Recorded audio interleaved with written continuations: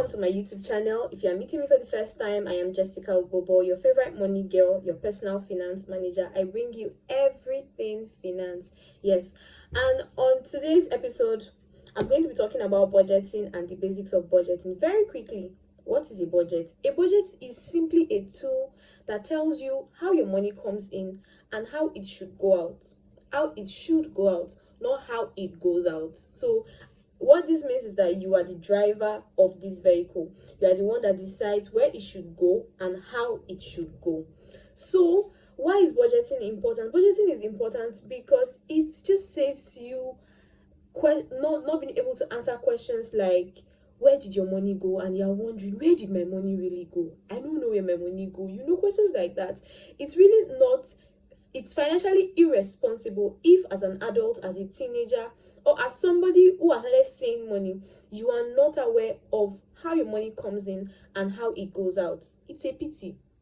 So one solution to that problem, to that sickness, is inculcating a budget, having a budget. Now, how do you do that? On this video, I'm going to be showing you tips for budgeting, a strategy and a formula that works. Yes, because the truth is, there is no perfect formula to budgeting. What would work for me might not work for you. What would work for you might not work for the next person. You understand? But I'm going to be sharing with you a strategy that has proven over time to work for countless numbers of persons.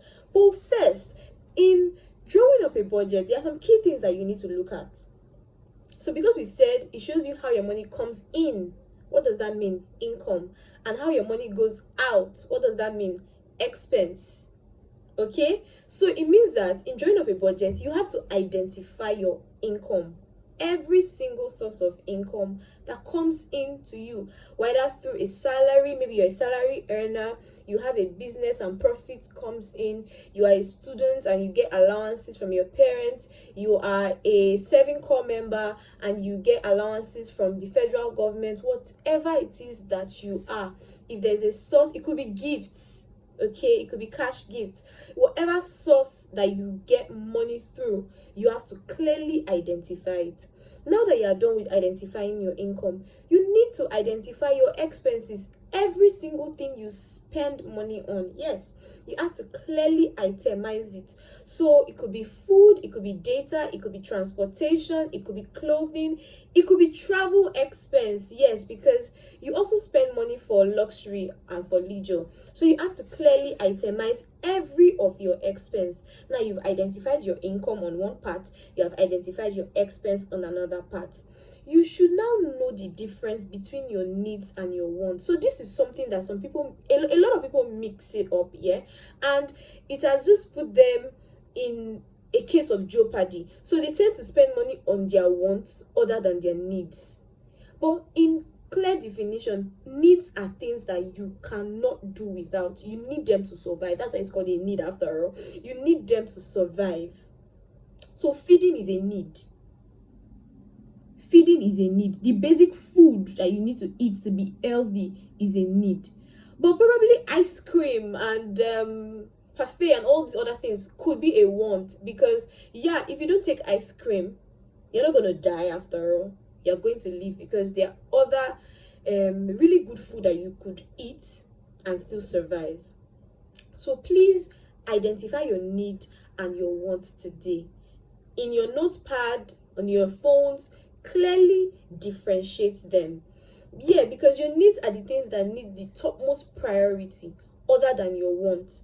I take that again. Your needs need the topmost priority other than your want. So on your scale of preference, your needs are at the top, even down to the middle, before you can now start itemizing your wants. Okay, now good. So I said I'm going to be introducing to you a formula that works, and that formula or that strategy is the 50-20-30 strategy of budgeting. The 50-20-30 strategy of budgeting, you just might have heard it before, but if you've not heard it before, welcome to Jessica's page and you're hearing the 50-20-30 strategy of budgeting. What is the 50-20-30 strategy of budgeting? Now, this is a budgeting strategy or a budgeting formula that simply allocates your resources to the three class of expenses. that are available. And what are those three classes of expenses? We have the fixed income, we have the fixed expenses, we have the fixed expenses, we have the financial goals or financial expenses, and then we have the variable expenses. I'll explain quickly. The fixed expenses are those expenses that their cost remains the same over a constant period of time. So it could be your rent. Your rent is a fixed expense because you know that, okay, I'm going to be paying maybe 200,000 naira every year in this apartment. So it's fixed. So even if it's going to change, you just know that, okay, it's going to still be between 200 to 250. It's something that you can clearly estimate, and you would be very sure that it's not going to exceed that bracket. Great. Now, moving on to the financial goals or the financial expenses, the financial goals could be your savings and your investment goals. So maybe you've made a commitment to saving to a particular account or investing in something that you have interest in. So that's expense is where those monies go to. Then lastly, we have the variable expenses. Now the variable expenses, like the name implies, are expense that changes, their cost changes, their cost varies. What you spent on them last week might not be what you spend on them this week. What you spent on them last month might not be what you spend on them this month. Okay, so examples of fixed expenses could be rent, like I said before, feeding. So you could put a particular amount because you know that you must eat every month, you must move about every month, so there's transportation expense there. You must buy data, and this is the particular amount that you spend on data every month. It's there. But when we now talk about variable expenses, now we it could be clothes. So the amount you spent on clothes last month could vary from the amount that you're going to spend on clothing this month. Okay, now if you understand the concept of needs and wants that I explained earlier on, you would now see that your fixed expenses are more like your needs, the things that you cannot do without, while your variable expenses are more like your wants, although some needs also fall into variable expenses because their cost varies. Great. So now that you understand these three classes of expenses, we can now spread the 50-20 strategy on all of them. So the fixed expenses gets 50% of your income. The financial expenses gets 20% of your income. The variable expenses get the remaining 30% of your income. 50, 20 plus 30 makes up 100, right? Great. So we're going to be doing a practical example so that you could also use this illustration when you are drawing up your budget. So let's draw a budget for Jessica using the 50-20-30 strategy, assuming that Jessica's total income is 160,000 naira every month. Now please note it down. Jessica has a monthly income of 160,000 naira. But mind you, I'm not going to be drawing Jessica's budget on the whole 160,000 naira. That is because we do not want to draw up our budget on our total income. We want to create a safe net for ourselves so that we don't end up with nothing at the end of the month. So we're going to be drawing up Jessica's budget with 150,000 naira instead. So 150,000 naira is Jessica's disposable income. Using the 50-20-30 formula, it means 50% of 150k will go to Jessica's fixed expense, and 50% of 150k is 75,000 naira. Meaning for every fixed expense Jessica is going to have, 75% of that money would go there. For our financial expense, 20% is going of 150k is going to be allocated there.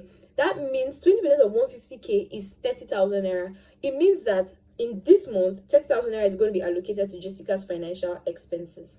For our variable expenses, the remaining 30% will now be allocated there, and the remaining 30% amounts to 45,000 naira.